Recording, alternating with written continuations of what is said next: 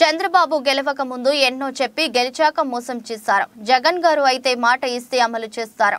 జగన్ గారు అమలు చేసే సంక్షేమ పథకాల వలన సంతోషంగా హోటల్ పెట్టుకొని జీవిస్తున్నా మళ్ళీ జగన్ గారే సీఎం అవుతారు.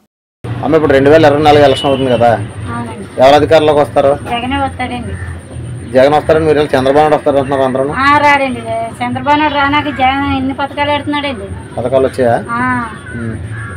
మీకు మంచి జరిగిందా? మాకు మంచిగా జరిగిందండి. మేము అతని వల్ల బతుకుతున్నామండి. మేము పేదలు, మాకు ఒక ఆడపిల్ల, మాకు మొక్కలు కట్టలేరు. అతను ఎట్టిన పథకాల వల్ల నేను బాగుపడ్డాను కూడా. హోటల్ పెట్టుకున్నాను, ఏదో నా బతుకు నేను బతుకుతున్నాను.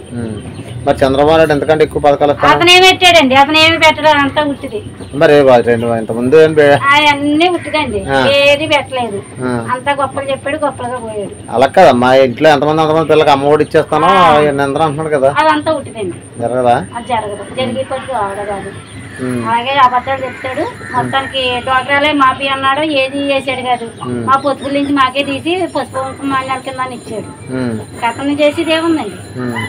అకౌంట్ బుక్లు చచ్చిపోకుండా 100 ఇచ్చారు, పొదుపు మొత్తం పెట్టిపోయాడు. మరి పవన్ కళ్యాణ్ కూడా అదంతా ఉట్టిదండి. ఎవరు వచ్చినా జగన్ వల్ల మేము బాగుపడ్డామండి 5 సంవత్సరాలు. అతను అంతా ఉట్టిగా అతను పెట్టడం కూడా.